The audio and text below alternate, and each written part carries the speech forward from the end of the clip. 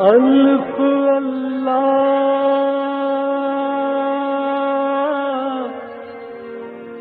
چمبے دی بوٹی میرے من وچ مرشد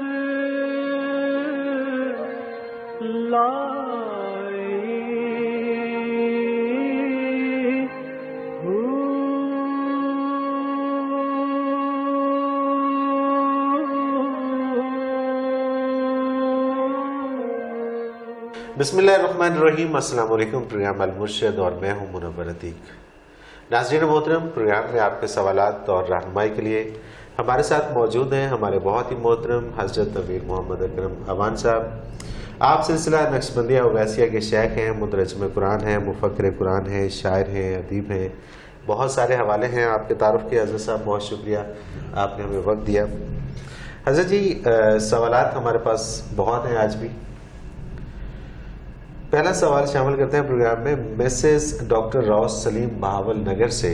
یہ کہتی ہیں کہ جی عورت کیسے مراقبہ کرے اور اپنی دل کی تڑپ کیسے ختم کرے؟ الحمدللہ رب العالمین والصلاۃ والسلام علی حبیبہ محمد وآلہ وصحبہ اجمعین۔ اعوذ باللہ من الشیطان الرجیم، بسم اللہ الرحمن الرحیم۔ عورت اور مرد کا فرق جو ہے تعمیر آخرت میں، اس میں کوئی فرق نہیں ہے۔ صحیح۔ دونوں ایک جیسے مکلف ہیں، دونوں نے ایک جگہ حساب دینا ہے، دونوں اللہ کرے جنت میں جائیں ورنہ جہنم میں جائیں گے، اس میں کوئی فرق نہیں۔ صحیح۔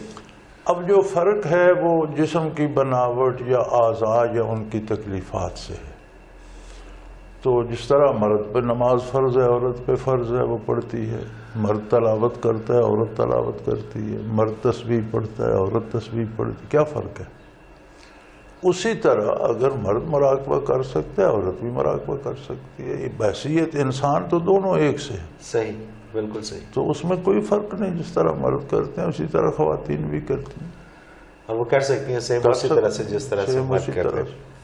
محمد ندیم گجرانوالا سے یہ کہتے ہیں جی اسلام میں بیعت کا تصور کیا ہے، اور کیا ہر مسلمان کے لیے کسی نہ کسی کی بیعت کرنا ضروری ہے؟ ایسے یہ کوئی فرائض میں سے نہیں ہے کہ ہر مسلمان پر فرض ہے، یہ ضروری نہیں ہے، لیکن ہر بندے کے لیے دین کو سمجھنا اور اس پر عمل کرنا ضروری ہے۔ صحیح۔ فرائض کا جاننا فرض ہے، سنتوں کا جاننا سنت ہے، واجبات کا جاننا واجب ہے۔ بالکل صحیح۔ تو عام آدمی کو بھی فرائض کا جاننا اس پر فرض ہے۔ ان سنتوں میں بیعت بھی ایک سنت ہے جو اس لیے کی جاتی ہے۔ بیعت اس لیے نہیں کی جاتی کہ بیعت ہوگی ہم فارغ ہو گئے پیر صاحب جانے وہ جانے، نہیں جی، یا بیعت کر لی میرے دنیاوی مسائل پیر صاحب حل کر، پیر صاحب کے اپنے دنیاوی مسائل شاید تم سے زیادہ ہیں، تمہارے کیا حل کریں گے؟ اچھا، یہ بھی حضرت جی ایک کانسیپٹ ہے کہ جب پیر صاحب کی بیعت کر لی جاتی ہے تو یہ سمجھ لیا جاتا ہے کہ اب میں نے صرف دنیا کے کام کرنے اور میرے جو دین کے کام ہیں وہ سارے پیر صاحب کے سپرد۔ یہ غلط ہے نا، یہ کلی طور پر غلط۔ بیعت کی اس لیے جاتی ہے کہ بیعت کی مختلف قسمیں ہیں۔ ایک تو بیعت یہ ہے جو آپ ووٹ دیتے ہیں، بیعت امارت۔ صحیح۔ کہ اس کو ملک کا امیر یا سربراہ ہونا چاہیے، یہ بھی بیعت ہے۔ یہ بھی بیعت ہے۔ صحیح۔ اچھا، ایک بیعت کی ایک جدید صورت ہے، پہلے زمانے میں اس طرح بیعت کرتے تھے، اب ہم چٹ دے دیتے ہیں، اس کے حق میں رائے دے دیتے ہیں۔ بیعت ہے نبی کریم صلی اللہ علیہ وسلم نے بیعت رضوان پر موت پر بیعت لی، وہ مجاہدین کے لیے میدان کارزار تپتا ہے تو شاید وہ ایک ایسا موقع کہ آخری آدمی آخری گولی تک لڑیں گے۔ بالکل صحیح۔ وہ بیعت موت ہے۔ ایک ہے بیعت اصلاح، صحیح، کہ ہم کسی ایسے شخص سے بیعت کر لیں جو روزمرہ کے امور سے واقف ہو، کس طرح کرنا ہے، کیا حلال ہے، کیا حرام ہے، جائز ہے۔ وہ جو آدمی اتنا علم بھی رکھتا ہو کہ وہ آپ کی رہنمائی کر سکتا ہو، بیعت اصلاح اس سے جائز ہے۔ صحیح. اور یہ بیعت کا یوں بھی ہم کہہ سکتے ہیں کہ یہ ایک تعلق قائم کرنا، تعلق قائم کرنا ہے اس غرض سے کہ اس سے دین سیکھیں اور اس پر عمل کریں. بالکل صحیح. صحیح. پھر سب سے مشکل بیعت ہے بیعت تصوف. اچھا. وہ کسی کامل صوفی سے کی جا سکتی ہے، بلکہ صوفیاء تو لکھتے ہیں کہ جو بندہ اس قابل ہو کہ بیعت کرنے والے کو فنا فی الرسول کرا سکتا ہو، اس سے بیعت تصوف کی جائے، ورنہ جائز نہیں ہے. صحیح. تو بیعت، ساری بیعتوں کا مقصد یہ ہے کہ جس سے بیعت کر رہے ہیں وہ ہم سے بہتر اس کے پاس دین کی سمجھ بوجھ بھی ہے، عمل بھی ہے، تو اس سے سیکھ کر ہم بھی کریں گے. صحیح. ڈاکٹر بلال ہیں اسلام آباد سے، انہوں نے ایک اپیل کی ہے. یہ کہتے ہیں حضرت صاحب سے اپیل ہے کہ وطن عزیز میں جاری بد امنی کے خاتمے، ملک کی ترقی کے لیے اور ان بحرانوں سے نکلنے کے لیے دعا فرمائیں. ہم تو بھی ہر وقت دعا کرتے ہیں، ہم بھی اسی ملک کے شہری ہیں اور ہمیں بھی اسی طرح ملک عزیز ہے جیسا ہر شہری کو عزیز ہے، اور اللہ پاک ہم سب کو ہدایت دے. آمین. اور یہ جو ایک شوق لوگوں میں پیدا ہو گیا حکمرانی کا، اس سے تھوڑا سا بندے کو اللہ کو صبر دے، اور جو جائز طریقہ ہے حصول حکمرانی کا وہ اپنائیں اور بنے حکمران. وہ اپنانے کی اللہ تعالیٰ انہیں توفیق دے. آمین. جی. سہیل ظفر ہے نواب شاہ سے، یہ کہتے ہیں جی آج کے مسلمان اور کل کے مسلمان میں کیا فرق ہے؟ ان کی مراد سے یہ ہے کہ جو پہلے مسلمان گزر چکے ہیں ان میں اور آج جو مسلمان ہیں جدید دور میں. نبی صلی اللہ علیہ وآلہ وسلم پر یہ گزارش پیش کی گئی کہ یا رسول اللہ، امت کے پہلے لوگ اچھے ہیں یا بعد میں آنے والے اچھے ہوں گے؟ صحیح. تو حضور اکرم صلی اللہ علیہ وسلم نے فرمایا کہ میری امت کی مثال بارش کی ہے، جب تیز ہو کر برستی ہے، جل تھل کر دیتی ہے، تو پتہ نہیں چلتا کہ پہلے بہتر تھی یا بعد میں بہتر. سبحان اللہ. سبحان اللہ. قرآن کریم کا جو انداز ہے وہ فرماتا ہے کہ میرے مقرب بندوں میں سلۃ من الاولین و قلیل من الاخرین، پہلے لوگوں میں سے گروہ در گروہ لوگ میرے مقربین میں ہوں گے، آخری لوگوں میں تھوڑے ہوں گے. اچھا، یعنی کہ یہ فرق تو ہے نا؟ پھر فرق تو ہے، لیکن ہوں گے ضرور، یہ نہیں کہ نہیں ہوں گے. بالکل صحیح. سلۃ من الاولین، بہت سے لوگ ہوں گے پہلے لوگوں میں سے، وہ قلیل من الاخرین، اعلیٰ ترین درجے میں. یہ اعلیٰ ترین درجے کی بات ہے. ٹھیک ہے. جو درجہ معتدل ہے اس سے نیچے اس میں فرماتا ہے سلۃ من الاولین و سلۃ من الاخرین. بالکل صحیح. پہلوں میں سے بھی بہت ہوں گے، پچھلوں میں سے بھی بہت ہوں گے. صحیح. صحیح. تو آج اور کل کی بات نہیں، بات یقین اور عمل کی ہے. صحیح. کوئی پہلے تھا تو اس کا بھی یقین اور اس کا کردار ناپا جائے گا. یقین ایمان کو، ایمان یقین کا نام ہے، اعتبار کا نام. بالکل صحیح. اب کوئی بعد میں ہے تو اس کا بھی ایمان اور عمل ناپا جائے گا. ایک اور سوال ہے جی، انم احسان ہے لاہور سے. یہ کہتی ہیں حضرت جی بری عادات سے نجات حاصل کرنے کے لیے کوئی ایسا طریقہ بتائیں کہ جس پر عمل کر کے بری عادات سے نجات حاصل کر پاؤں. یہ طریقہ قرآن کریم نے بار بار دہرایا ہے، اور آیت سورہ بقرہ کی شروع آیات میں، بنیادی آیات میں الف لام میم کے بعد فرمایا پہلی کتابوں پر بھی ایمان رکھتے ہیں، پہلے نبیوں کو بھی نبی مانتے ہیں، آپ صلی اللہ علیہ وسلم پر ایمان لاتے ہیں، جو کچھ آپ پر نازل ہوا ہے اسے مانتے ہیں. پھر تاکہ حالانکہ قیامت کا تصور بھی تو قرآن میں موجود ہے جو نازل ہوا، لیکن الگ سے کہا وَبِالْآخِرَةِ هُمْ يُوقِنُونَ، مزید تاکید کی کہ انہیں آخرت کا پکا یقین ہوتا ہے. کردار کی تبدیلی کے لیے آخرت پر یقین شرط ہے. بالکل صحیح. بالکل صحیح. یعنی اگر آپ کو دنیاوی نتائج یا دنیاوی لذات مطلوب ہوں گی تو آپ عادلیں نہیں بدلیں گے. جس عادت میں آپ کو لذت ملتی ہے، جسے آپ انجوائے کرتے ہیں، وہ کریں گے.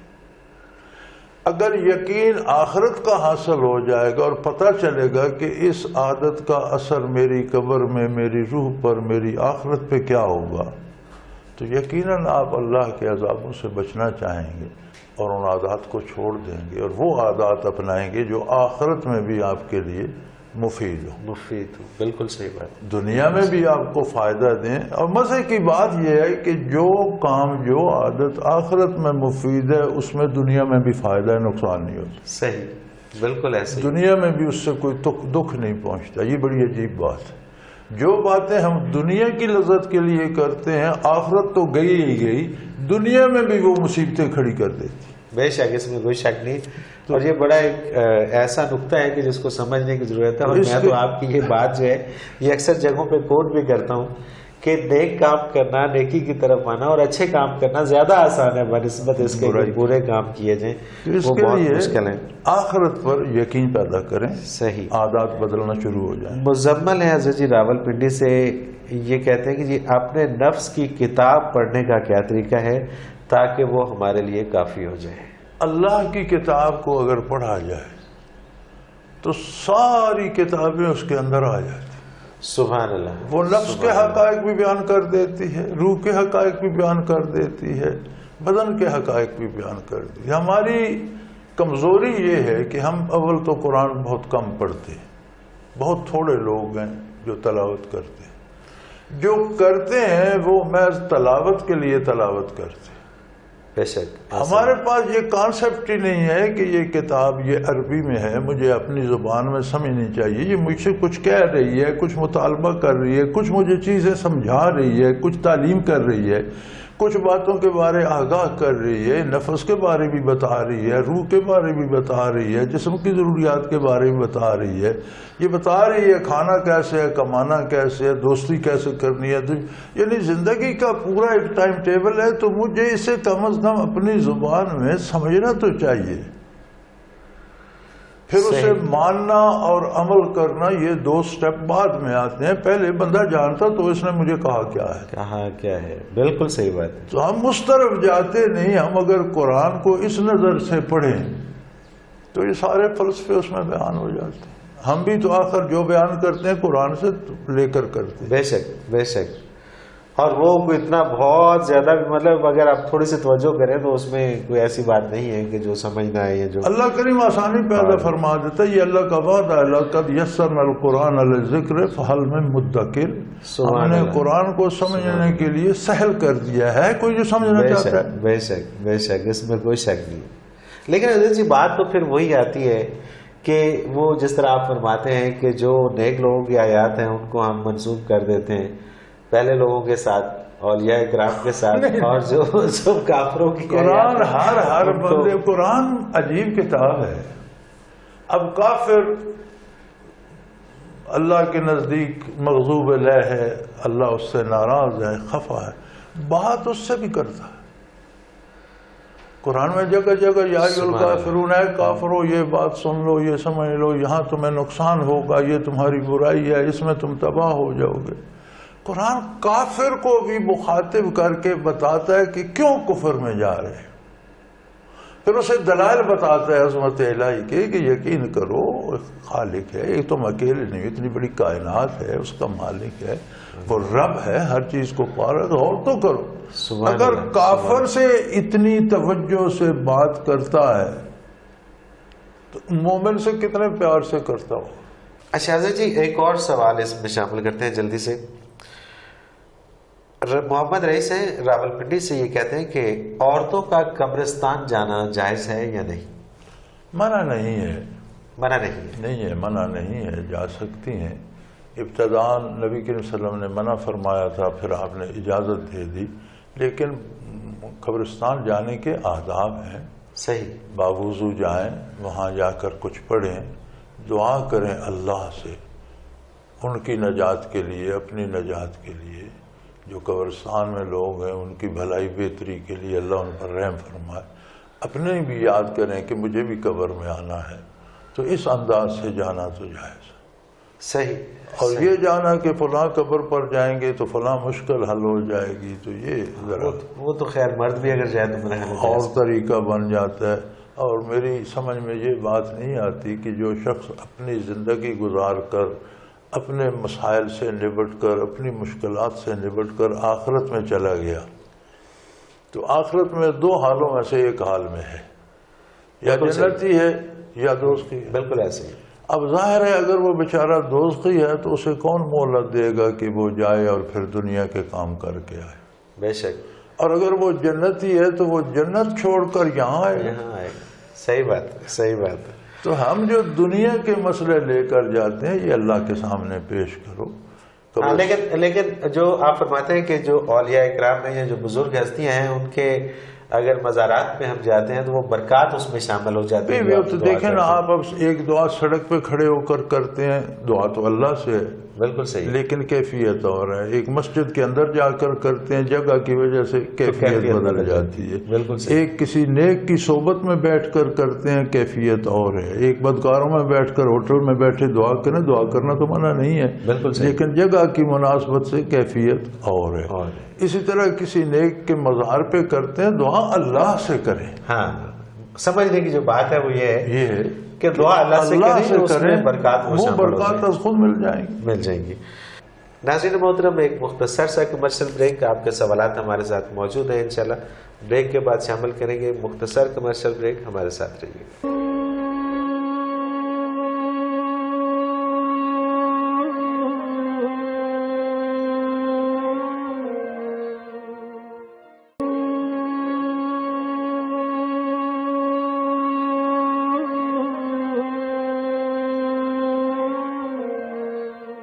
پروگرام میں ایک بار پھر خوش آمدید ناظرین. آپ کے سوالات ہیں اور رہنمائی کے لیے ہمارے ساتھ موجود ہیں ہمارے بہت ہی محترم جناب حضرت امیر محمد اکرم اوان صاحب.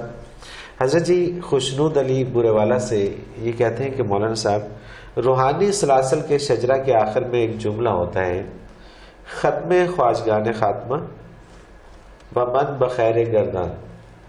اس جملے کا مطلب بیان فرما دیجیے. لوگ بزرگوں کے بتائے طریقے سے جب ذکر کرتے ہیں یا اشغال کرتے ہیں، تسبیحات پڑھتے ہیں، تو یہ ہر سلسلے میں ہے. یہ سلاسل جو ہیں یہ جس طرح حدیث شریف کی روایت کے سارے راوی گنے جاتے ہیں. صحیح. کس نے یہ بات کہاں سے سنی، اس نے کس سے، وہ نبی کریم صلی اللہ علیہ وسلم تک پہنچتی. بالکل صحیح. سلاسل کے بھی مشائخ گنے جاتے ہیں کہ کس نے یہ برکات کس سے لی، کس نے کس سے لی، کس نے، تو وہ بھی نبی صلی اللہ علیہ وسلم تک پہنچتے ہیں. تو یہ ایک مشائخ کا طریقہ ہے کہ اشغال سے فارغ ہو کر جب وہ دعا کرتے ہیں تو وہ پورا سلسلہ گنتے ہیں اور پھر دعا کرتے ہیں بحرمت ختم خواجگان، ان سب بزرگوں کی وساطت اور وسیلے سے خاتمہ من مسکین و متعلقان و میں اور جو میرے ساتھ لگے ہوئے ہمارا خاتمہ بھی بالخیر کرنا. صحیح. تو یہ ایک طرح سے بزرگوں کی اسماء مبارک سے توسل ہے جو شرعاً جائز ہے. جو شرعاً جائز ہے. صحیح. تو اس میں کوئی حرج کی بات یا اعتراض کی کوئی بات نہیں. دعا اللہ سے ہوتی ہے. تو یہ صحابہ کرام سے ثابت ہے کہ قید سالی ہو گئی تو آپ حضرت عباس رضی اللہ عنہ حضرت فاروق اعظم لائے جو حضور کے چچا تھے اور انہوں نے حضور کی وساطت سے دعا کی. تو بزرگوں کی وساطت سے یہ کہنا کہ یا اللہ فلاں تیرا بزرگ بندہ ہے، اس کے بدلے مجھے اس کی وساطت سے میں اس کی نسبت ہے مجھ پر رحم فرما. کسی نیک عمل کے بدلے آپ نے کہتے ہیں یا اللہ میں نے فلاں نیکی کی تھی اس کے بدلے میری یہ مصیبت دور کر دے. تو یہ جائز ہے. یہ جائز توسل، اسے توسل کہتے ہیں، وسیلہ اختیار کرنا. یہ واسطہ بھی واسطہ یہ جائز. ٹھیک ہے ناظرین، آپ بھی ہمیں اپنا سوال بھیج سکتے ہیں اور آپ اس پروگرام میں شامل ہو سکتے ہیں. اسکرین پہ ہمارا ایک نمبر بار بار ابھرتا ہے، آپ اسے نوٹ فرما لیجئے. آپ اس نمبر پہ ہمیں SMS کیجئے گا، آپ کا سوال بھی ہم اس پروگرام میں شامل کریں گے. نمبر نوٹ کر لیجئے 0333495521. اور اسی طرح سے آپ ہمیں ای میل بھی کر سکتے ہیں. ہمارا میل ایڈریس ہے almurshid313@hotmail.com. ہمیں آپ کے سوالوں کا انتظار رہے گا. حضرت جی اگلا سوال شامل کرتے ہیں. پروفیسر ماجد حسین اوان ہے گجرانوالا سے. یہ جو بات شاید ہم وقفے سے پہلے کر رہے تھے اسی حوالے سے ان کا سوال آ گیا. ایمان کے 3 درجے ہیں، علم الیقین، عین الیقین اور حق الیقین. علم الیقین تو ہو گیا نبی علیہ الصلوۃ والسلام کے فرمان پر کلی طور پر یقین. یہ وضاحت فرما دیجئے کہ عین الیقین اور حق الیقین میں کیا فرق ہے؟ علم الیقین تو ہو گیا. علم الیقین ایک درجہ ہوتا ہے جیسے آپ وہاں دیکھتے ہیں کہ دھواں ہے. صحیح. اب آپ یقین کر لیتے ہیں کہ اگر دھواں ہے تو وہاں آگ ہوگی. بالکل صحیح. یہ ہے علم الیقین، یعنی کسی دلیل سے کسی چیز کا پتہ لگا لینا. جیسے پروفیسر صاحب نے لکھا ہے کہ حضور نے فرمایا ہمیں خبر ہوگی. یہ علم الیقین. بالکل صحیح. اب یہ جاننے کے لیے، یقین کو پختہ کرنے کے لیے آپ وہاں جاتے ہیں جہاں سے دھواں اٹھ رہا ہے اور آگ کو آنکھوں سے دیکھتے ہیں. صحیح. بالکل صحیح. یہ ہو گیا عین الیقین. عین الیقین. یعنی بات سنی سنائی نہیں رہی، اپنے آنکھوں سے دیکھ لیا. بالکل. خدا نخواستہ آپ جھلس جاتے ہیں یا آپ کا ہاتھ آگ میں آ جاتا ہے یا آپ کا پاؤں جل جاتا ہے تو جو تجربہ ہوتا ہے اسے کہتے ہیں حق الیقین. بالکل صحیح. صحیح. اب اسے یقین کا حق ادا ہو گیا، پورا یقین. بالکل کہ یہ آگ ہے، یہ جلاتی ہے. اسلام نام صرف علم الیقین کا نہیں ہے. بالکل صحیح. اسلام نام ہے کہ آپ نے جو کچھ سنا کہ حضور نے فرمایا ہے اس پر تجربہ کر کے دیکھیں، آزما کے دیکھیں، تو کم از کم آپ کو عین الیقین تک لے جائے گا. بالکل صحیح. جو حضور نے فرمایا کہ یہ کام کرو، اس کا نتیجہ یہ ہوگا، جب وہ آپ کام کر کے دیکھیں گے وہ نتیجہ پائیں گے تو یہ عین الیقین ہو گیا. آپ نے تجربہ کر. اگر کسی کو اس سے زیادہ بھی واردات نصیب ہوں گی، صحیح، ان کیفیات کو پا لے گا تو اسے حق الیقین ہو جائے گا. جیسے موت کو بھی حق الیقین کہہ دیا گیا ہے، حتیٰ یاتیک الیقین، تاکہ تمہیں یقین جب موت تک، برزخ، آخرت، فرشتے سامنے آنے تک یہ کام کرتے رہو. بے شک. تو ایمان کے لیے چاہیے کہ بندہ حق الیقین تک پہنچے. اور پھر یہ جتنے بھی سوالات بیسیکلی ہمیں آتے ہیں کہ گناہوں سے نجات کیسے حاصل کی جا سکتی ہے، سکون کہاں سے ملتا ہے. امام غزالی رحمۃ اللہ تعالیٰ علیہ کے واقعات میں لکھتے ہیں، وہ تو عالم تھے بہت بڑے اور بہت مناظر اور بحثیں کرنے والے اور فلسفے کے ماہر اور علم الکلام کے ماہر، تو مناظرے کے ماہر. تو جب انہوں نے یہ حدیث پڑھی کہ وضو کرنے سے ہاتھوں کے گناہ جھڑتے ہیں، ہاتھ دھونے سے، منہ دھونے سے منہ کے گناہ جھڑتے ہیں، کلی کرنے سے زبان کے گناہ، تو انہوں نے کہا یار یہ گناہ جھڑتے ہمیں کیوں نظر نہیں آتے؟ صحیح. حضور نے جو فرمایا یہ سچ ہے، اس میں تو شبہ یہ بات کیا بات، ہمیں کیوں نظر نہیں آتے؟ تو کوئی کمی ہمیں میں ہے. سبحان اللہ. تب انہوں نے اللہ اللہ شروع کی اور مرشد اختیار کیا. پھر تب چھوڑا جب انہیں نظر آتے تھے کہ واقعی دیکھو ہاتھ دھونے سے ہاتھ کے گناہ گر رہے ہیں. سبحان اللہ. تو یہ ہے حق الیقین کے حصول کی کوشش. اور اس حد تک اگر آپ کو یقین ہو جائے تو پھر تو سارے مسئلے حل ہو جاتے ہیں. پھر دنیا میں یہ کہنا کہ جی میں گناہوں سے کیسے بچوں، یہ تو کوئی مسئلہ ہی نہیں ہے، تو بڑا آسان سا طریقہ ہے. حضرت جی ایک اور سوال شامل کرتے ہیں. ایمن ہے ملتان سے، یہ کہتی ہیں کہ نیک اعمال کے حامل مومن مردوں کو تو جنت میں 70 حوریں ملیں گی، لیکن مقابلے میں عورتوں کے لیے کیا ہے؟ یہ تو بہت بڑا کھلا تضاد ہے. میرے خیال میں یہ سوال ہم پہلے ڈسکس کر چکے ہیں، مجھے یاد ہے. اچھا، ہمارے کسی پروگرام میں گزر چکا ہے. یہاں ہمارے جو کانسیپٹ ہیں یہ خراب ہے. صحیح. ہمارے کانسیپٹ ٹھیک نہیں ہے. جنت کی حوروں کا بہت بڑا مقام ہے، بہت عجیب حسن ہے ان کا. نبی صلی اللہ علیہ وسلم نے فرمایا کہ اگر ایک حور آسمان سے ہتھیلی سامنے کر دے تو سورج کی روشنی مات پڑ جائے. اچھا، سبحان اللہ. حسن کا ان کا یہ عالم ہے کہ آپ پنڈلی دیکھتے ہیں تو آپ کو اندر کی ہڈی اور ہڈی کے اندر گودا بھی نظر آتا ہے. صحیح. حسن و جمال بھی ان کا کمال کا ہے. لیکن ایک بات یاد رہے، حوریں نہ دنیا میں آئیں، نہ انہوں نے نبی صلی اللہ علیہ وسلم کا دامن تھاما، نہ انہوں نے مشکلات سہی، نہ مراتوں کو جاگی، نہ تہجد پڑھی، نہ نمازیں پڑھی، نہ محنت کی، نہ مجاہدہ کیا. جنت میں پیدا ہوئی وہیں رہتی ہیں. صحیح. وہ دی جائیں گی بطور خادمہ کے. 70 نہیں 70,000 دے دیں. صحیح. کسی کو اتنا بڑا محل ملے کہ اس میں 70,000 خادمائیں ہوں تو کیا ہے. سبحان اللہ. جس کے جتنے درجات بلند ہوں گے اس کو اتنا زیادہ. لیکن مقام جو ہوگا خاتون کا وہ حوروں سے کروڑوں درجہ افضل ہوگا. اچھا، عورت دنیا میں آئی، اس نے تکلیفیں سہیں، شیطان کا مقابلہ کیا، نفس کا مقابلہ کیا، اللہ کی اطاعت کی، عبادت کی اور جنت میں پہنچی۔ صحیح۔ جو مقام عورت کا جنت میں ہوگا، حوریں اس کی بھی خادمائیں ہوں گی۔ صحیح۔ اچھا، عورتوں کی بھی خادمائیں ہوں گی، کنیزیں ہوں گی۔ سبحان اللہ، سبحان اللہ۔ تو دنیا میں بھی آپ دیکھتے ہیں کہ ایک اللہ نے ایک طریقہ بنایا ہے، کسی مرد کے پاس خاتون بھی ہے، اس کے پاس کنیزیں بھی ہیں، تو وہ کنیزیں دنیا میں بھی اس کے لیے حلال ہیں۔ صحیح، اس پر تو کوئی اعتراض نہیں کرتا بالکل صحیح، کہ اس کی اپنی کنیزیں۔ صحیح، قرآن نے بھی کہا کہ کنیزیں حلال ہیں، بغیر نکاح کے حلال ہیں، کنیز ویسے ہی حلال ہے ایک بندے کے لیے جس کے پاس ہے۔ صحیح۔ تو جنت میں وہ حوریں بھی تو کنیزیں ہوں گی بھائی، بیبیوں کو کیوں فکر ہے، ان کی بھی تو خادمائیں ہوں گی وہ۔ صحیح، اب صحیح۔ ایک مرد کی 4 بیویاں ہیں، اس کے پاس 10 کنیزیں ہیں، تو ان کنیزوں سے خدمت تو وہ 4 بیویاں بھی لیتی ہیں کیونکہ وہ گھر میں خادمائیں ہیں۔ بالکل صحیح ہے۔ تو تو عورتوں کو اس جنت حوالے میں سے حوریں جو ہوں گی وہ بیویوں کی بھی خادمائیں ہوں گی۔ انہیں پتہ نہیں کیا یہ مولویوں نے جھکڑ گھلا دیا ہے۔ اچھا، مولوی جو عام مولوی ہوتے ہیں وہ تو باتوں کو ایسا الجھا دیتے ہیں کہ وہ سمجھ ہی نہیں آتی، اور جتنی سیدھی باتیں آپ کرتے ہیں حوریں جنت کی مخلوق ہوں گی، وہ جنت میں پیدا ہوئی۔ آپ دیکھیں فرشتے نوری مخلوق ہیں، جہاں اللہ رکھتا ہے رہتے ہیں اور ساری عمر اطاعت کرتے ہیں، تصور نہیں ہے گناہ کرنے کا یا نافرمانی کا، لیکن وہ کہتے ہیں ما منا الا لہ مقام معلوم، ہم میں سے سب کی ایک جگہ مقرر ہے، اس سے آگے ترقی نہیں ہوتی۔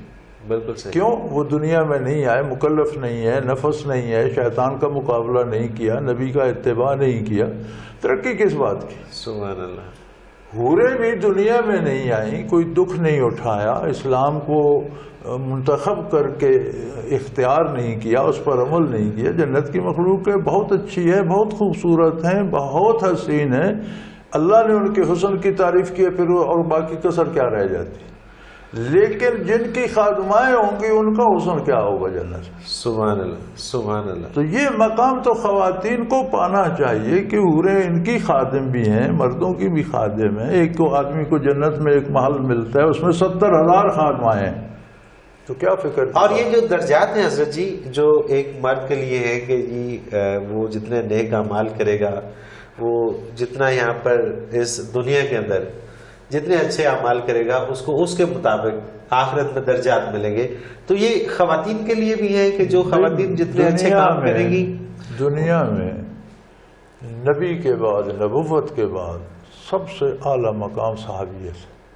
صحیح۔ ولایت میں کوئی ترقی کرتا کرتا کہیں پہنچ جائے، قطب بن جائے، غوث بن جائے، قیوم بن جائے، فرد بن جائے، قطب عبادت بن جائے، صحابی کی گرد پا کو نہیں پہنچتا۔ صحابیت اتنا بلند مقام۔ سبحان اللہ۔ تو کیا عورتیں صحابیہ نہیں تھیں؟ بے شک، بے شک۔ مرد صحابی تھے تو عورتیں بھی صحابی تھیں۔ بالکل صحیح۔ اگر عورت صحابیت کو پا سکتی ہے تو پیچھے کون سا مقام ہے جو نہیں پا سکتی؟ سبحان اللہ، سبحان اللہ۔ ہر مرتبہ پا سکتی ہے، محنت کرے تو۔ بے شک۔ حضرت جی ایک اور سوال شامل کرتے ہیں، گجرات سے ہے جی رضیہ چودھری۔ یہ کہتے ہیں عموماً ہمیں اس قسم کے واقعات سنائے جاتے ہیں کہ ایک خاتون کے والد فوت ہو گئے، لیکن وہ خاوند سے رابطہ نہ ہو سکنے کی وجہ سے اس سے اجازت نہ لے سکی اور والد مرحوم کا منہ دیکھ نہ سکی، جس کے بدلے میں اس کے تمام گناہ معاف ہو گئے۔ حضرت جی براہ کرم یہ فرما دیجئے کہ کیا واقعی ایک خاتون کے لیے خاوند کی اجازت اس حد تک لینا ضروری ہے؟ ایک مسلمان عورت اپنے خاوند کی کس حد تک پابند ہے؟ میرے خیال میں تو گناہ خاوند کے معاف ہونے چاہیے تھے۔ اچھا، صحیح۔ عورت نے قربانی دے کر اس کے معاف۔ بھائی میاں شادی ایک معاہدہ ہے، صحیح، اللہ کے نام پر حلال ہوتے ہیں ایک دوسرے پر اور مل جل کر رہنے کا۔ بالکل صحیح۔ آگے شادی نام ہے اعتماد کا۔ اب خاوند گھر پہ نہیں ہے، گھر میں بچے بھوکے بیٹھے ہیں، خاتون کو سبزی لانی ہے یا دال گھی لانا ہے، تو کیا وہ خاوند کو خط لکھے گی، فون کرے گی، اجازت لے گی تو جائے گی؟ ایک اعتماد ہے آپس میں۔ میاں کو اعتماد ہے کہ یہ کسی غلط کام کے لیے نہیں جائے گی، بیوی کو اعتماد ہے کہ میاں مجھے اس سے نہیں روکیں گے۔ کیا بات ہے، کام اس طرح چلتا ہے۔ اب بیوی کا والد فوت ہو گیا، مجھے یہ سمجھ نہیں آتی کہ یہ بانٹ کر کیوں لکھتے ہیں بیوی کا، کیا بیوی کا والد خاوند کے والد کا درجہ نہیں رکھتا؟ سبحان اللہ۔ خاوند کا والد بیوی کے لیے والد کا درجہ نہیں رکھتا، بے شک، بیوی کی ماں خاوند کے لیے ماں کا درجہ رکھتی ہے، بے شک، بے شک۔ خاوند کی ماں بیوی کے لیے ماں، تو یہ آپس میں ماں باپ بانٹ کیوں لیتے ہیں؟ وجود ایک کر لیتے ہیں، رشتے ایک کیوں نہیں کرتے؟ سبحان اللہ، سبحان اللہ۔ بیوی کا باپ مر گیا، وہ خاوند کا بھی باپ ہے۔ خاوند کو بھی اعتماد ہونا چاہیے کہ میری بیوی کسی غلط کام کے لیے گھر سے نہیں نکلی، اور بیوی کو بھی اعتماد ہونا چاہیے کہ مجھ سے نہیں روکے گا۔ تو یہ تو شادی کو سمجھنے کی ضرورت ہے کہ شادی ہے کیا، ہے کیا، اصل بات یہ ہے۔ اصل بات یہ ہے، اس کے بعد سارے مسئلے حل ہو جاتے ہیں۔ بھئی خاوند جہاں چاہے چلا جائے، بیوی قید ہے کہ وہ خاوند اجازت دے، کیا یہ کون سی تک ہے؟ بالکل صحیح۔ تو اس سوال سے پہلے یہ سمجھنا ضروری ہے کہ شادی کیا ہے اور اس کا مطلب ہے، اور اس کو نبھانے کے یہ طریقے والدین کو بانٹا کیوں گیا ہے؟ تیرے والدین میرے والدین، جب تو اور میں کوئی فرق نہیں رہا، بے شک، بے شک۔ تو پھر تیرے میرے والدین، بیوی کے والدین خاوند کے بھی والدین ہیں، خاوند کے والدین بیوی کے بھی والدین۔ بالکل تو صحیح۔ اگر ہم اس نظر سے دیکھیں تو گھروں کے بے شمار مسائل یہی مر جاتے ہیں، آٹومیٹکلی حل ہو جاتے ہیں، آٹومیٹکلی، اور اس میں محبتیں بڑھتی ہیں، نہ کہ وہ اس اب میں ایک تضاد تصور ختم ہو۔ ہم نے بنا لیا جی ساس سسر یہ تو دشمن ہوتے ہیں۔ کمال ہے یار، آپ نے بڑے قریب سے دشمن تلاش کر، یہ وہ غلط چیزیں ہیں اور وہ غلط یہ غلط روایات ہیں کانسیپٹ ہے کہ جو چلتے آ رہے ہیں۔ حضرت جی وہی ہوتا ہے کہ پروگرام کا وقت اچانک ختم ہو جاتا ہے۔ ناظرین محترم، آج بھی ویسا ہی ہوا کہ ہمارے پاس سوالات تو آپ کے بہت ہیں، انشاءاللہ اگلے پروگرام میں شامل کریں۔ حضرت جی بہت شکریہ، آپ نے وقت دیا۔ ناظرین محترم، ہمارا آپ نمبر اسکرین پہ جو ابھر رہا ہے وہ نوٹ فرما لیجیے، اور آپ نے SMS کے ذریعے ہمیں سوالات بھیج دیجیے۔